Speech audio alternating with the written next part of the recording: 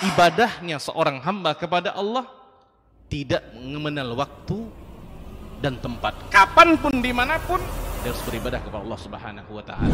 Harga diri seorang mukmin itu di sisi Allah lebih besar daripada kehormatan Ka'bah sendiri. Nah, nikmat seorang mukmin lebih besar daripada itu. Man amila li akhiratihi kafahullahu amra dunia.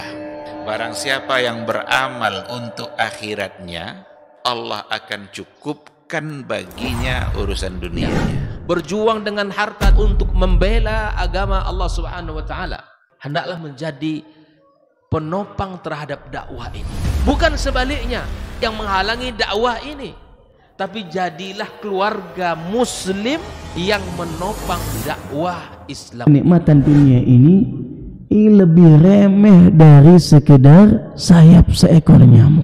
Tidak patut bagi seorang yang beriman bersedih ketika tidak mendapatkan kenikmatan dunia. Nabi SAW katakan, la tahkiranna 'anil ma'rufi syai'a walau an talqa akhaka biwajhin taliq. Jangan kamu pandang remeh suatu kebaikan walaupun sedikit.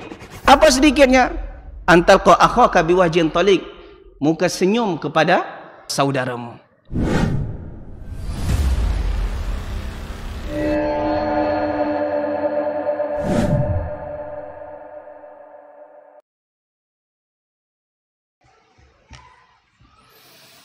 Bismillahirrahmanirrahim. Assalamualaikum warahmatullahi wabarakatuh.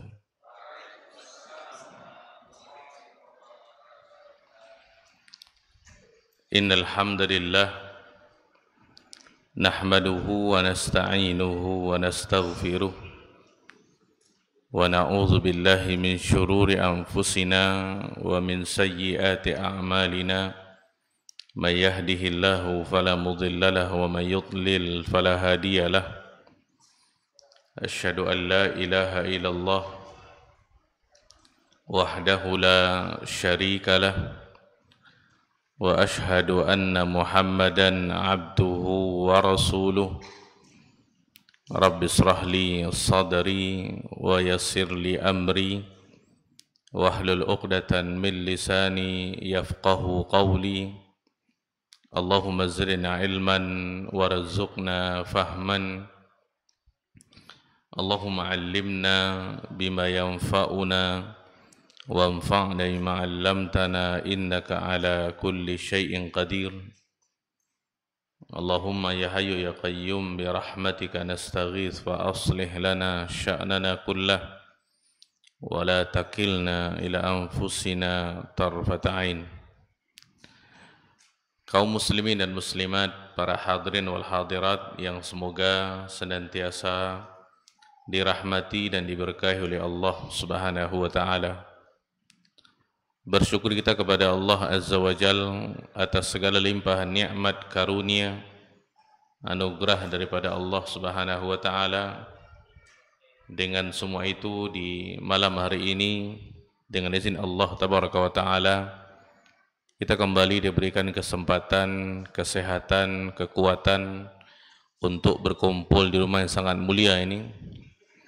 Dengan sebuah tujuan yang mulia, kita berdoa kepada Allah Subhanahu wa Ta'ala. Semoga kita semuanya diberikan oleh Allah Azza wa Jal ilmu yang bermanfaat dan juga diberikan kemudahan dan taufik untuk senantiasa mengamalkannya. Amin ya rabbal alamin. Selanjutnya, salawat dan salam semoga senantiasa tercurah kepada baginda Rasulullah sallallahu alaihi wasallam. Allahumma salli ala Muhammad wa ala ali Muhammad. Semoga salawat dan salam tersebut juga tercurah kepada keluarga beliau, kepada istri-istri beliau, ummahatul mukminin, kepada anak-anak beliau, kepada para sahabat radhiyallahu anhum ajma'in, dan orang-orang yang senantiasa istiqamah di dalam mengikuti sunnah-sunnah Nabi sallallahu alaihi wasallam ila qiyamis sa'ah. Kaum muslimin dan muslimat, para jemaah yang dimuliakan oleh Allah Subhanahu wa Ta'ala, kita lanjutkan kajian membaca kitab Khudz Aqidataka Minal Kitabi wa Sunnah As-Sahihah. Ambillah akidahmu daripada Al-Quran dan Sunnah As-Sahihah, daripada hadis Nabi SAW yang sahih, yang ditulis oleh Syekh Muhammad bin Jamil Zainu rahimahullahu ta'ala. Kita masih di soalan yang keempat. Beliau rahimahullah mengatakan, hal na'budullaha khawfan wa tama'a, apakah kita beribadah kepada Allah dengan rasa takut dan harap? Jawabannya na'am, iya, na'buduhu kadzalik. Kita beribadah kepada Allah Subhanahu wa taala dengan rasa takut dan juga dengan rasa harap. Qala ta'ala yasiful mu'minin, Allah Subhanahu wa taala berfirman ketika Allah menggambarkan ciri-ciri orang-orang yang beriman. Allah Subhanahu wa taala mengatakan yad'una rabbahum khaufan wa tama'a. Mereka al-mu'minun, orang-orang beriman, yad'una rabbahum, berdoa kepada Rabb mereka dengan penuh rasa takut dan harap. Dan doa yang kita kenal adalah salah satu di antara bentuk-bentuk ibadah kepada Allah Subhanahu wa taala. Ini dalam surah As-Sajdah ayat yang ke-16.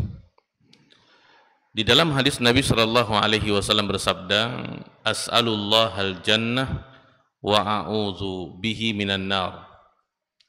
Aku mohon kepada Allah semoga Allah memasukkan aku ke dalam surga dan berlindung kepadanya daripada neraka.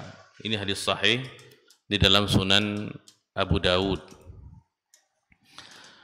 Para jemaah yang dimuliakan oleh Allah Subhanahu wa taala, sudah kita terangkan sebelumnya bahwasanya motor penggerak untuk kita beribadah ini ada 3 dia.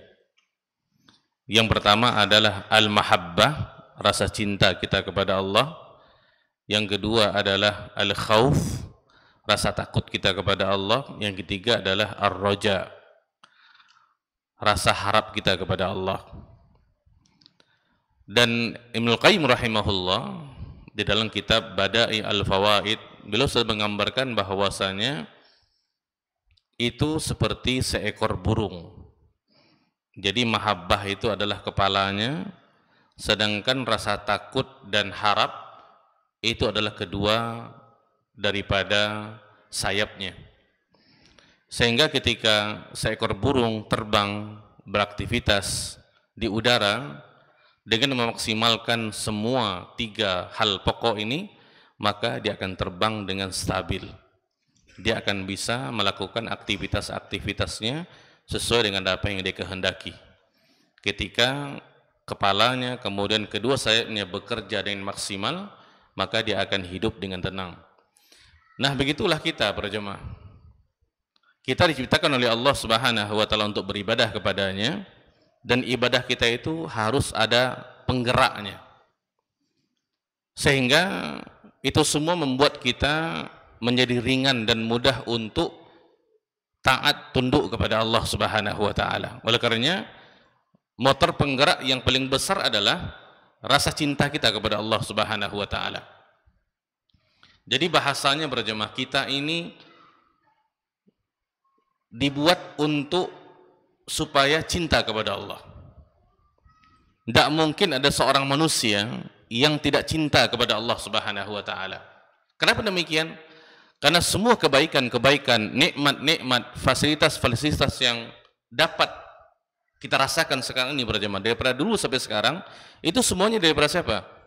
Daripada Allah Subhanahu wa taala. Logikanya kalau ada orang baik kepada kita, setiap hari dikasihnya kita uang, setiap hari dikasihnya kita uang, bagaimana rasa kita dengan orang itu berjemaah? Akan melahirkan rasa cinta kita kepada dia. Padahal dia memberi kita uang bukan setiap hari. Mungkin dalam seminggu pertama saja, setelahnya enggak. Tapi kita sudah merasakan sesuatu di hati kita dengan orang itu. Seolah-olah jiwa kita bertaut dengan dia. Ini Allah Subhanahu wa taala para jemaah, semenjak kita di rahim ibunda kita sampai sekarang Itu semua nikmat daripada Allah.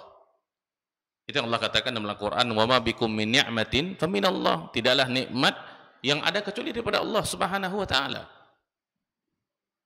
Ya, ini semua membuat kita harus cinta kepada Allah. Kalau seseorang manusia ada yang tidak cinta kepada Allah Subhanahu wa taala, maka ini keterlaluan para jemaah.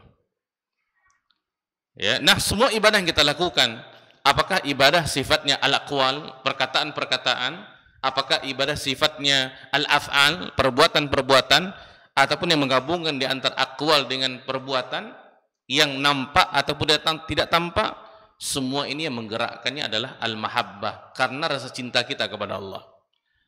Maka di pertemuan yang lalu kita sampaikan, kenapa kita datang ke masjid para jemaah, salat berjamaah, datang dari rumah kita, ada yang berjalan kaki, ada naik kendaraan, kita bersab-sab duduk di rumah Allah Subhanahu wa taala, salat berjamaah, berzikir kepada Allah Subhanahu wa taala, mendalami Islam bersama-sama.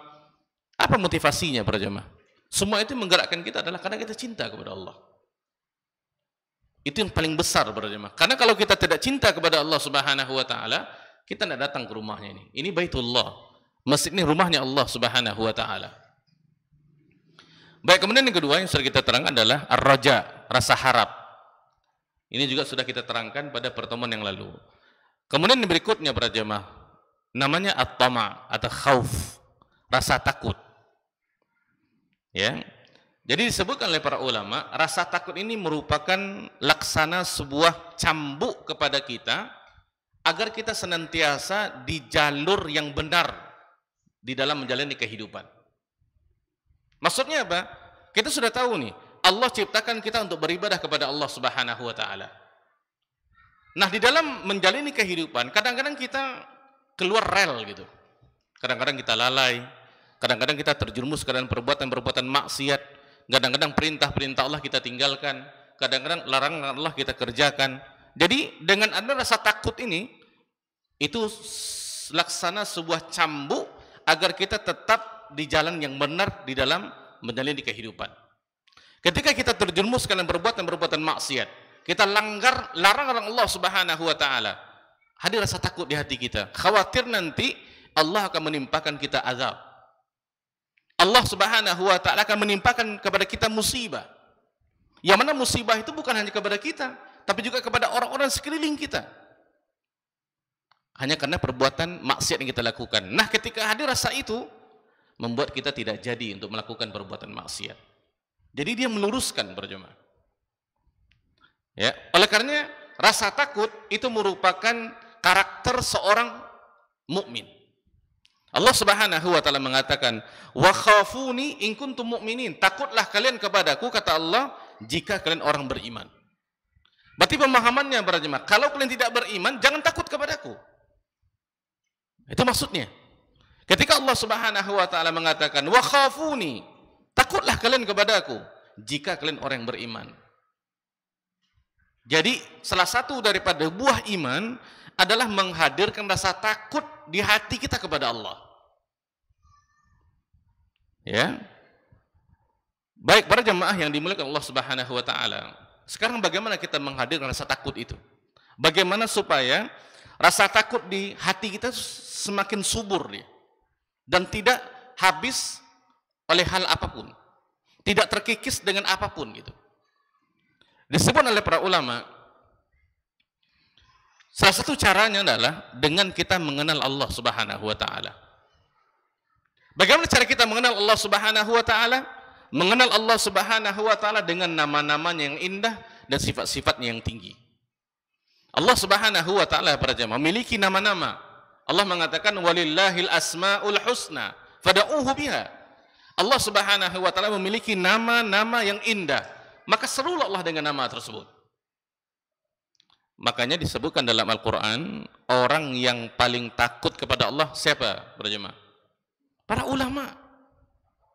Kenapa para ulama dengan ilmu mereka adalah orang yang paling takut kepada Allah? Jawabannya adalah karena mereka sangat mengenal Allah. Itu Allah katakan dalam Quran, innama yakhsyallaha min ibadihi al-ulama'u. Sesungguhnya orang-orang yang takut kepada Allah Subhanahu wa taala daripada hamba-hambanya adalah al-ulama. para ulama. Kenapa mereka orang paling takut? Karena mereka mengenal Allah. Itu disebut oleh sebagian para ulama, man kana lillahi a'raf kana lahu akhwaf. Man kana lillahi a'raf, barang siapa yang sangat mengenal Allah Subhanahu wa taala, yang sangat tahu dengan Allah Subhanahu wa taala, kana lahu akhwaf, maka dia adalah orang yang paling takut. Oleh karena ulama mengatakan al-khawf itu adalah sebuah perasaan yang membuat seorang hamba khawatir ketika melakukan perbuatan maksiat, khawatir ditimpa oleh musibah, khawatir ditimpa azab daripada Allah Subhanahu wa taala, apakah di dunia ataupun di akhirat, dan membuat dia semakin dekat dengan Allah. Itu rasa takut para jemaah. Jadi ketika kita tergoda untuk melakukan perbuatan maksiat, itu pasti para jemaah, apakah jiwa kita yang menggoda kita ataupun syaitan. Ketika itu hadir rasa takut di hati kita. Setelah kita mengatakan, ini kalau saya lakukan ini, saya khawatir nanti ini azab datang nanti. Kalau tidak kepada saya, atau nanti kepada orang-orang di sekeliling saya. Nah, itu namanya khauf para jemaah. Artinya apa? Orang-orang yang bergelimang dengan perbuatan maksiat jauh daripada Allah, tidak ada rasa takut.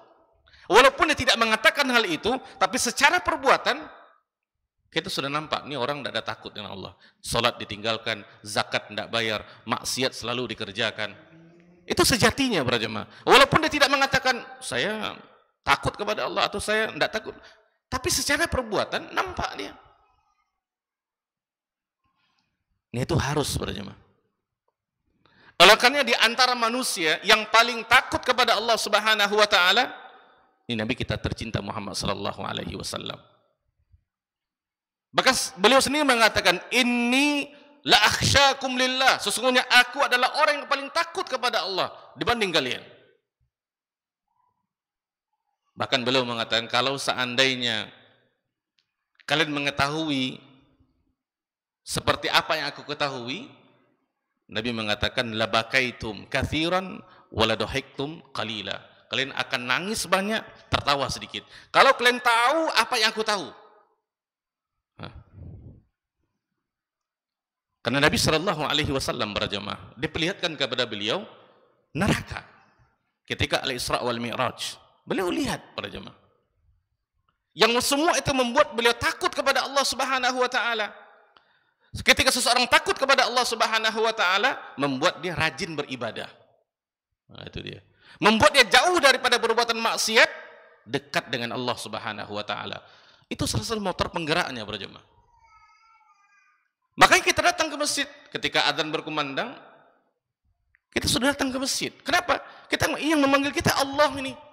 Sedangkan bos kita kalau manggil kita tidak datang, kan dipotong gaji itu, Pak. Ya. Itu manusia. Ini kalau Allah Subhanahu wa taala memanggil kita tapi kita tidak datang, kita dalam keadaan sehat walafiat, bagaimana nanti hukumannya? Nah, itu rasa takut, berjamaah. Nah, berbeda rasa takut kita kepada makhluk dengan rasa takut kita kepada Allah Subhanahu wa taala. Kita kalau takut kepada binatang itu kan alami ya, membuat kita jauh daripadanya. Tapi kalau kita takut kepada Allah Subhanahu wa taala, membuat kita semakin dekat dengan Allah. Momennya apa? Kita melakukan ketaatan kepada Allah. Ya. Makanya Nabi Shallallahu Alaihi Wasallam mengatakan, kalau kalian tahu apa yang aku tahu, kalian akan tertawa sedikit, nangis terus. Kenapa?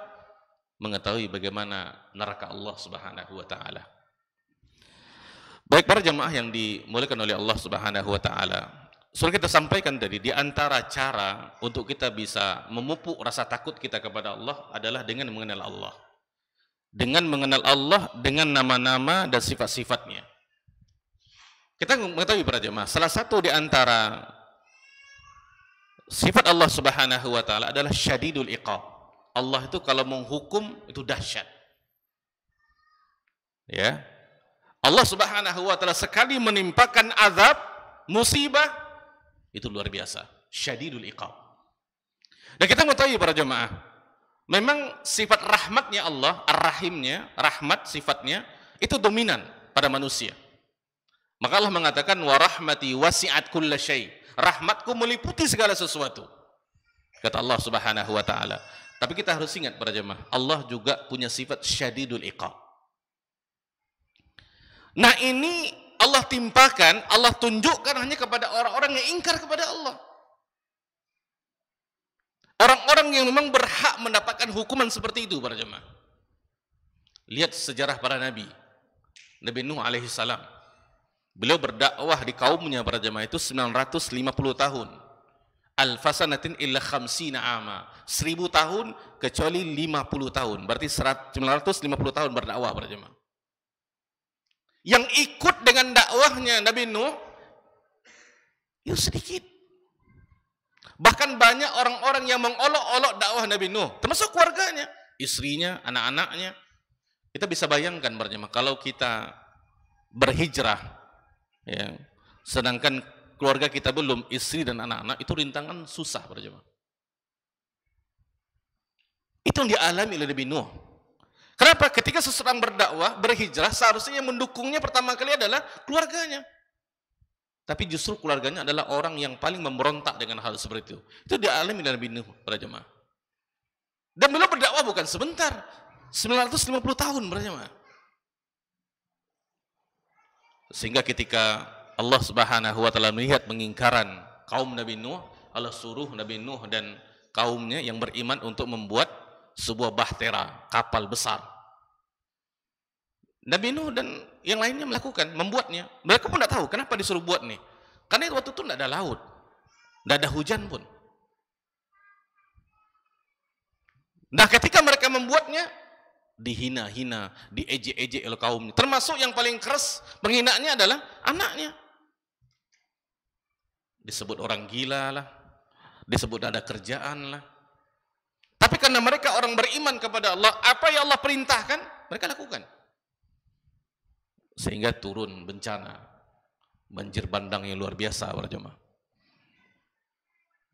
Yang mana Nabi Nuh dan kaumnya yang beriman naik ke dalam kapal itu sedikit berani, termasuk binatang-binatang yang ada.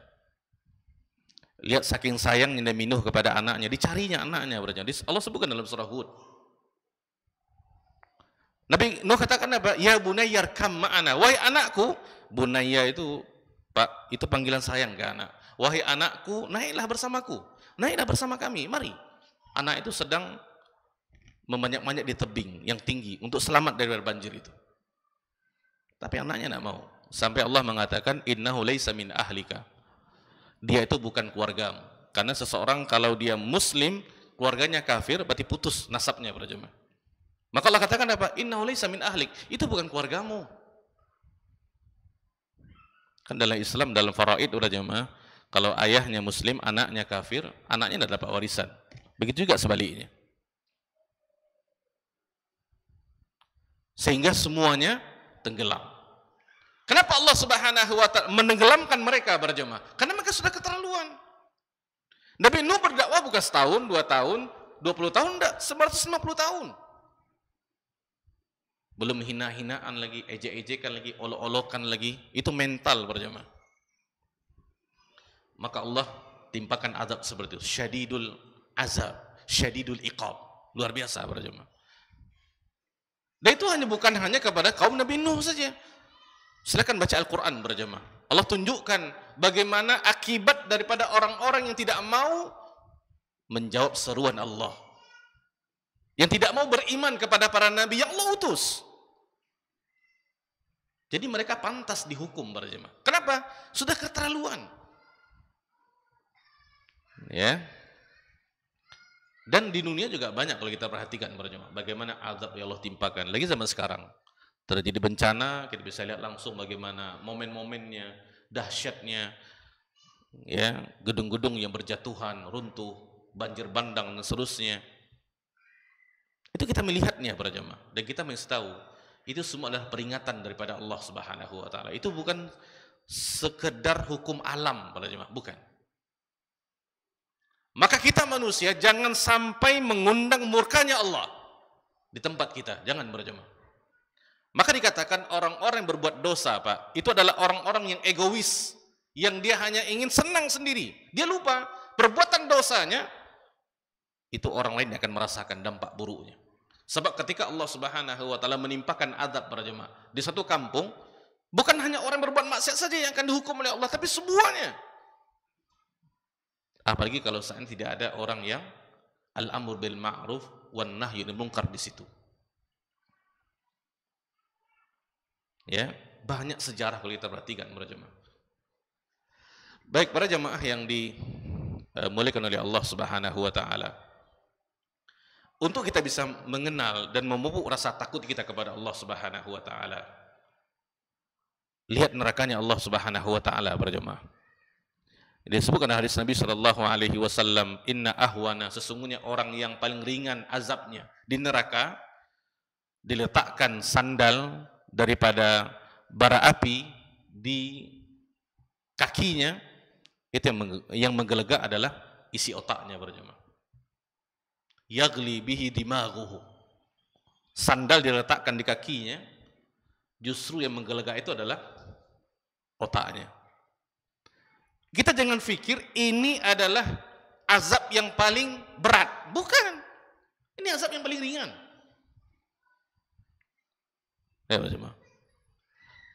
Ya, itu yang paling ringan. Kita kalau masak air di rumah, tentu yang dahuluan matang itu, air atau apapun, itu yang bagian bawahnya. Baru nanti bagian atasnya. Dalam hadis ini justru menggelegak itu bagian atasnya. Kita tidak bayangkan bagian bawahnya bagaimana. Maka sebutlah hadis Nabi SAW yang lain, bahwasanya api yang ada di neraka itu 70 kali lebih panas daripada api yang ada di bumi ini para jemaah. Kita api di bumi di dunia saja para jemaah, kita sudah lari daripada panasnya. Itu 70 kali yang ada di neraka Allah Subhanahu wa taala. Nah, ini semua para jemaah membuat kita takut kepada Allah Subhanahu wa taala. Takutnya apa? Nampak bahwa kita berusaha untuk lari daripada perbuatan-perbuatan maksiat. Minimal para jemaah mengecilkan peluang kita untuk melakukan perbuatan maksiat. Kenapa saya katakan demikian? Karena kita manusia pasti akan berbuat dosa. Tidak ada yang suci para jemaah. Bisa jadi ini saya menyampaikan kepada para jemaah, lebih banyak dosa yang berbanding para jemaah. Cuma tidak tahu aja. Karena rahmat Allah Subhanahu wa taala kepada kita, Allah tutup aib-aib kita. Jadi ketika kita tergoda melakukan perbuatan maksiat, contoh, tidak usah datang ke masjid lagi lah. Atau tidak usah salat lagi, kan apa-apa. Tapi ketika kita ingat Allah syadidul iqab, terutama ketika seseorang meninggalkan kewajiban satu daripada rukun Islam, itu bahaya para jemaah. Kalaupun tidak sekarang Allah timpakan azab, nanti, kemudian hari nanti. Sehingga nanti ketika kita sibuk dengan perbuatan-perbuatan maksiat para jemaah, Allah membiarkan kita gitu. Terserahlah. Ya, jadi ketika kita bawa ibadah pun rasa tidak nyaman di hati kita. Tidak ada rasa kenyamanan, ketentraman ketika kita beribadah kepada Allah Subhanahu wa taala. Ini hukuman yang paling berat ketika seseorang terjerumus ke dalam perbuatan-perbuatan dosa para jemaah. Ini salah satu penggerak kita beribadah kepada Allah. Ya, karena kita tidak mau dihukum oleh Allah, tidak mau disiksa oleh Allah Subhanahu wa taala. Apakah di dunia ataupun di akhirat. Ya, ini yang harus kita pahami para jemaah. Baik para jemaah yang dimuliakan oleh Allah Subhanahu wa taala. Apa aplikasinya? Ya. Yang pertama, ketika kita ditimpa musibah para jemaah, maka kita harus merasakan takut. Apa aplikasinya? Kita khawatir nanti di musibah yang menimpa kita ini para jemaah, Allah Subhanahu wa taala justru menambah musibah kepada kita. Dengan apa? Digugurkannya amalan kita. Seorang mukmin berarti ketika ditimpa musibah itu seharusnya menjadi ladang untuk dia mendapatkan pahala. Dengan apa? Dengan dia redho dengan musibah tersebut, dengan dia sabar dengan musibah tersebut berjamaah. Sehingga ketika ditimpa musibah, dengan sabarnya dia mendapatkan pahala. Nah, dia khawatir nih, kalau seandainya ditimpa musibah, tidak bisa sabar gitu, sehingga peluang dia untuk mendapatkan pahala dihapus oleh Allah Subhanahu wa taala. Juga ketika mendapatkan nikmat, apa bentuk takutnya? Khawatir nikmat ini dicabut oleh Allah Subhanahu wa taala. Nikmat kesehatan berjamaah yang Allah berikan kepada kita. Kita khawatir nikmat sehat ini yang kita bisa beraktivitas dengan nyaman, bisa beribadah dengan nyaman, kita khawatir dicabut oleh Allah Subhanahu wa taala. Terutama mungkin di usia-usia kita masih muda berjamaah. Kita takut itu. Nah, rasa takut kita tersebut membuat kita apa? Beribadah kepada Allah Subhanahu wa taala, berusaha untuk mensyukuri nikmat sehat ini agar kita senantiasa tunduk taat kepada Allah. Melakukan ketaatan-ketaatan kepada Allah. Dan juga kita wujudkan dalam berdoa kepada Allah Subhanahu wa taala agar nikmat-nikmat yang Allah berikan tetap selalu Allah berikan kepada kita para jemaah. Kemudian juga ketika kita beribadah kepada Allah Subhanahu wa taala, ya, kita khawatir ibadah-ibadah yang kita lakukan ini, takut kita, apa rasa takut kita tersebut? Khawatir ibadah kita ini tidak terima oleh Allah. Nah, ini penting para jemaah. Ya, makanya kita tidak boleh merasa pede dengan amalan kita akan diterima oleh Allah. Ini sifat yang salah. Ini yang dinamakan dengan sifat ujub, bangga dengan diri sendiri. Ini disebutkan hadis Nabi SAW, satu di antara tiga yang dapat menggugurkan pahala seseorang. Salah satunya adalah ijabul mar'i binafsi, ketika seseorang ujub dengan dirinya sendiri. Dia merasa mampunya datang ke masjid, salat berjamaah itu karena dirinya. Padahal Allah Subhanahu wa taala sudah menggerakkan hatinya untuk datang ke masjid berjamaah. Dia merasa bahwasanya mampunya dia baca Quran, berjuz-juz itu karena dirinya sendiri. Itu salah berjamaah. Jadi kita harus menghadirkan rasa takut. Khawatir ibadah kita ini ditolak oleh Allah Subhanahu wa taala. Makanya berjamaah disebut oleh para ulama, kenapa kita beristighfar setelah kita sholat? Kan zikir yang pertama kita baca astagfirullah, astagfirullah, astagfirullah 3 kali. Yang kita tahu istighfar ini identik dengan orang buat dosa. Istighfar kan ya. Tapi kenapa setelah sholat kita disuruh istighfar berjemaah? Itu salah satu wujud bahwasanya kita takut amalan sholat kita ditolak. Kenapa? Amalan sholat kita itu jauh dari kesempurnaan berjemaah. Sholat maghrib tadi aja lah. Ya, di saf yang pertama saja banyak orangnya. Apakah mereka mendapatkan pahala yang sama berjamaah? Tidak. Apa membedakannya? Nih, keikhlasan, rasa khusyuk ketika sholat. Biasanya kita khusyuk rakaat pertama, kemudian lalai rakaat kedua, khusyuk lagi rakaat ketiga, jauh dari kesempurnaan berjamaah. Bagaimanapun kita berusaha untuk sempurna, maka ibadah itu jauh daripada kesempurnaan, banyak kekurangan-kekurangannya. Maka kita beristighfar, mohon ampun kepada Allah. Ya Allah, yang aku lakukan untukmu, salatku ini jauh daripada kesempurnaan ya Allah. Itu seolah-olah kita mengatakan seperti itu para jemaah. Ketika kita mengucapkan astagfirullah, astagfirullah, astagfirullah. Jadi pemahamannya, kalau seseorang tidak beristighfar, terutama setelah dia salat, tidak ada zikir istighfarnya, dia diam saja. Seolah-olah dia sudah memproklamirkan, ini ibadah saya pasti diterima. Ini ibadah saya ini pasti sempurna, tidak ada kekurangannya. Seolah seperti itu, walaupun dia tidak mengucapkannya. Nabi SAW saja para jemaah, orang yang diampunkan dosanya, yang telah berlalu dan akan datang. Allah sebutkan surah Al-Fatah. Beliau SAW dalam satu majelis, sekali duduk maksudnya, itu beristighfar lebih daripada 70 kali para jemaah. 70 kali Nabi SAW. Apakah beliau punya dosa? Enggak. Kalaupun punya, Allah ampunkan dosa-dosanya. Tapi Nabi SAW tetap istighfar. Kenapa? Karena beliau ingin menunjukkan kepada kita, memberikan pembelajaran kepada kita, begini caranya beristighfar. Tentu pemahamannya kalau Nabi saja dengan segala keutamaan beliau, Habibullah, Khalilullah, kekasihnya Allah Subhanahu wa taala, beristighfar 70 kali, lebih banyak sehari semalam, apalagi kita para jemaah. Makanya ini yang harus kita hadirkan di dalam hati kita. Sama ketika kita melakukan perbuatan-perbuatan maksiat, khawatir ketika itu Allah segerakan azab. Kita khawatir para jemaah ketika kita durhaka kepada orang tua contohnya. Kalau Allah perintahkan kita berbakti kepada orang tua. Ketika kita durhaka, itu salah satu sebab kenapa Allah Subhanahu wa taala menyegerakan azab kepada pelakunya. Ya, ini harus hati-hati para jemaah. Sehingga ketika kita mengingat semua itu membuat kita semakin dekat dengan Allah Subhanahu wa taala. Semakin dekat dengan Allah diwujudkan dengan kita banyak beribadah kepada Allah Subhanahu wa taala. Makanya orang kafir para jemaah, kenapa mereka tidak beriman kepada Allah dan Rasulnya? Kenapa mereka dengan mudahnya, dengan senangnya bergelimang dan perbuatan maksiat? Jawabannya adalah karena mereka tidak mengenal Allah. Ketika mereka tidak mengenal Allah, membuat mereka tidak takut kepada Allah. Ngapain saya sholat? Ngapain saya baca Quran? Ngapain saya puasa? Kenapa dia melakukan hal itu? Karena dia takut kepada Allah. Karena dia tidak mengenal Allah Subhanahu wa taala.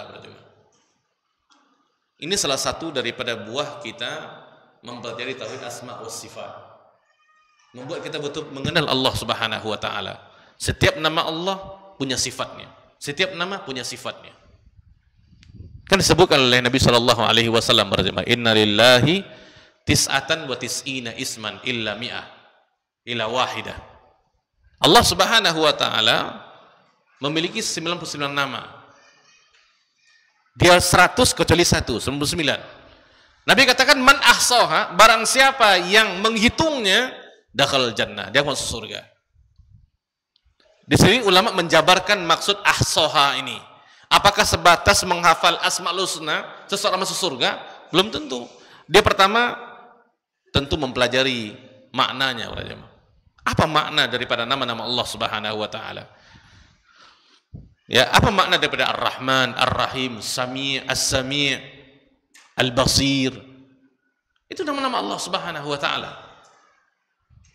Ya, jadi dia berusaha untuk mempelajari, kemudian memahami isi kandungannya.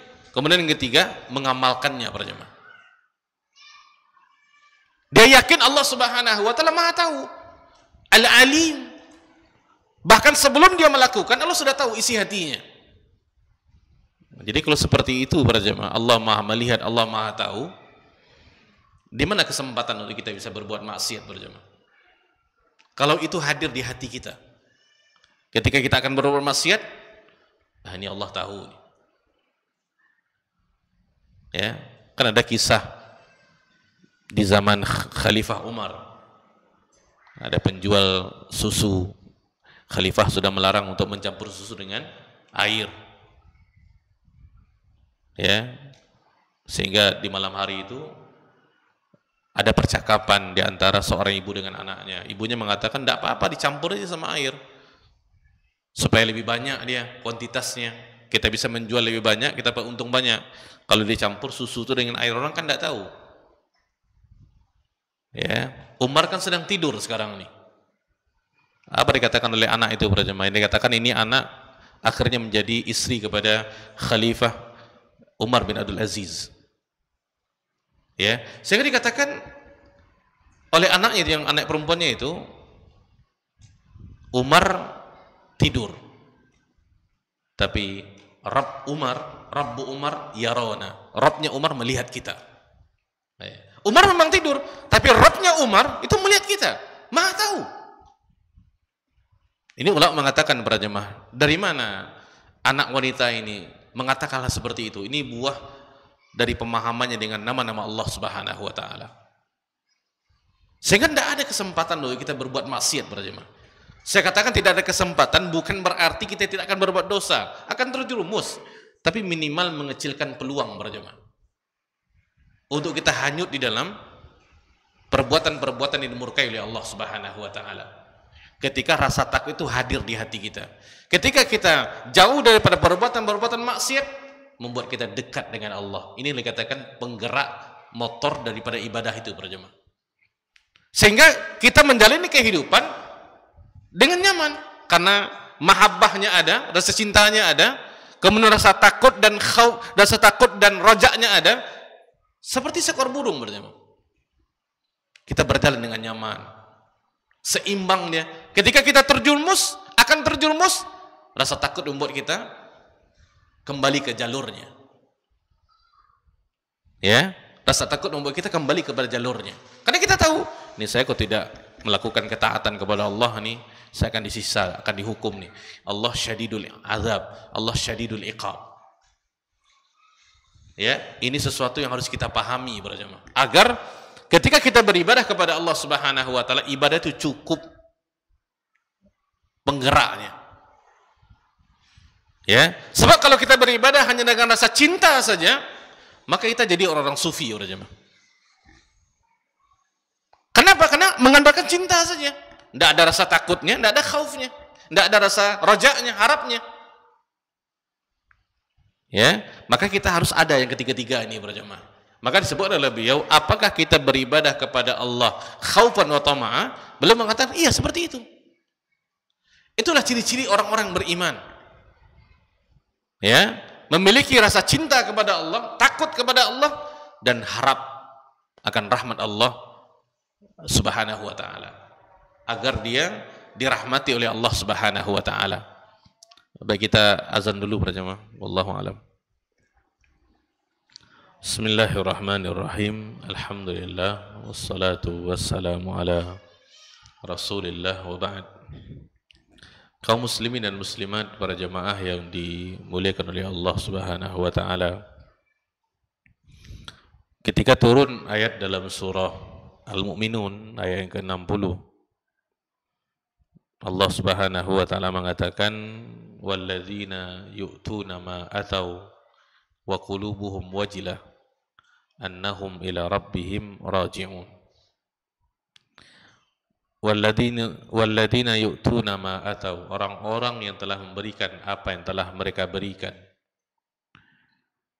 Wa qulubuhum wajilah, dan hati-hati mereka dipenuhi oleh rasa takut. Annahum ila rabbihim raji'un, bahwasanya mereka kepada Rabb mereka akan kembali. Jadi ketika turun ayat ini dalam Sunan Tirmidzi, Aisyah radhiyallahu anha, ummul mukminin, itu merasa heran gitu. Apa yang dimaksud dalam ayat ini? Siapakah mereka, orang-orang yang telah memberikan apa yang telah mereka berikan dengan rasa takut? Siapakah mereka, orang yang sudah melakukan dengan apa yang telah mereka lakukan dengan penuh rasa takut?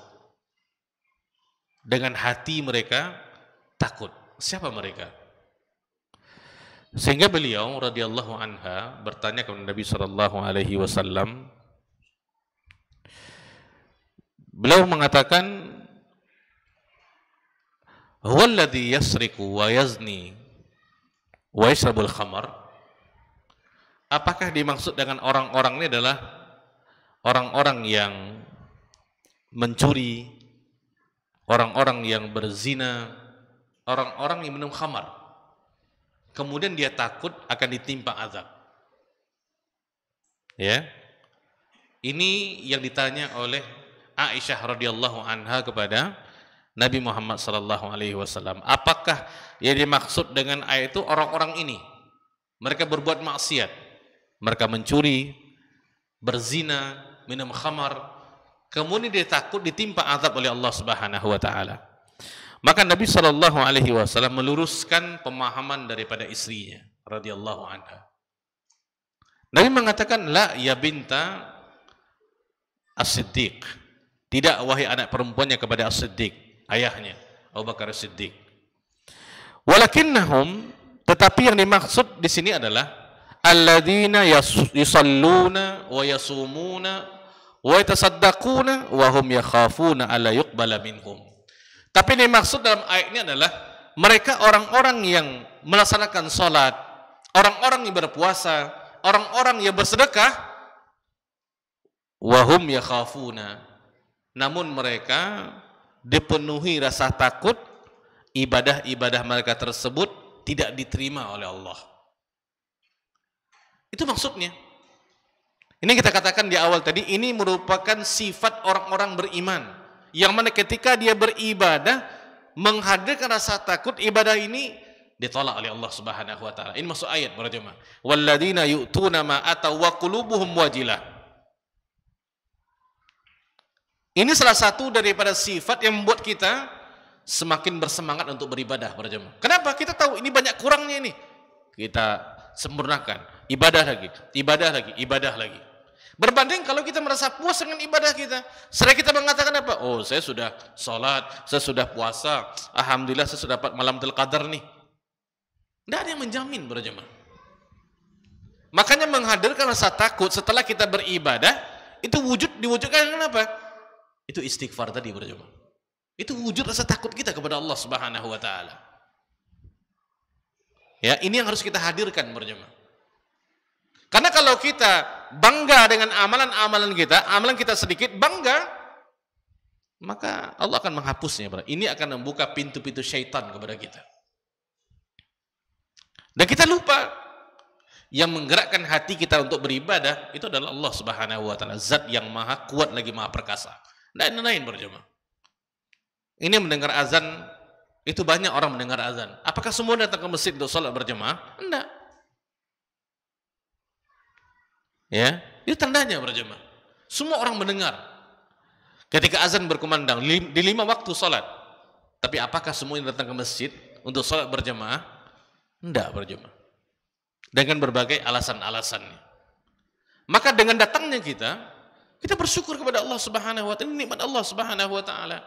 Dan juga kita harus menghadirkan rasa takut tadi. Takut ibadah kita ini ditolak oleh Allah Subhanahu wa taala. Sehingga kita termotivasi untuk apa? Ibadah. Memang itu tugas kita berjemaah. Karena Allah Subhanahu wa taala menciptakan kita bukan untuk berfoya-foya di dunia, hanyut dengan perbuatan maksiat, bukan. Allah ciptakan kita untuk beribadah kepadanya, tunduk taat kepada Allah. Dan Allah tidak tuntut kita untuk beribadah 24 jam di masjid terus, tidak juga berjemaah. Tidak ada tuntunan seperti itu. Tapi yang harus kita tahu adalah, hendaklah ketika kita mengerti bahwasanya Allah Subhanahu wa taala menciptakan kita untuk beribadah kepadanya, kita tahu prioritas kehidupan kita ini apa. Yang kita kejar itu apa sebenarnya? Kita tahu itu berjemaah. Sehingga kita semakin dekat kepada Allah Subhanahu wa taala, melakukan ketaatan dengan ketiga-tiga penggerak tadi. Berjalan, bekerja secara maksimal. Ya, ini kita usahakan berjemaah. Jangan kita beribadah dengan rasa hampa dan kosong saja. Itu jangan berjemaah.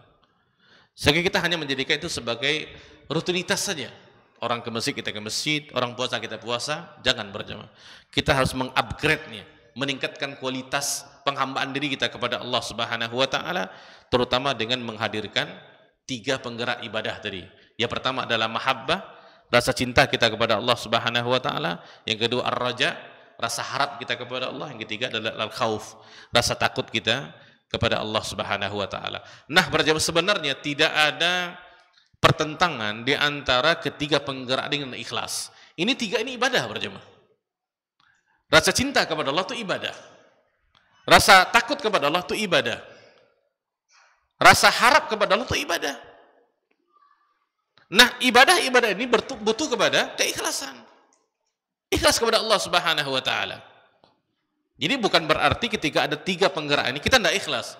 Tidak berjemaah. Justru ketiga ini dibungkus dengan keikhlasan kepada Allah Subhanahu wa taala. Karena ketiga-tiga ini adalah ibadah sejatinya. Ini yang harus kita senantiasa pahami, dan kita berdoa kepada Allah Subhanahu wa taala, semoga Allah senantiasa menggerakkan hati kita dan jiwa kita untuk semakin dekat dengan Allah Subhanahu wa taala di dalam menjalankan ketaatan kepadanya, dan kita merasakan itu penggeraknya adalah rasa cinta kita kepada Allah Subhanahu wa taala, khauf dan raja tadi. Mungkin demikian para jemaah materi yang dapat saya sampaikan. Mohon maaf atas segala kekurangan. Terima kasih atas segala perhatian. Wabillahi taufiq wal hidayah. Wa sallallahu wa sallam ala nabiyyina Muhammadin wa ala alihi wa sahbihi wa sallim.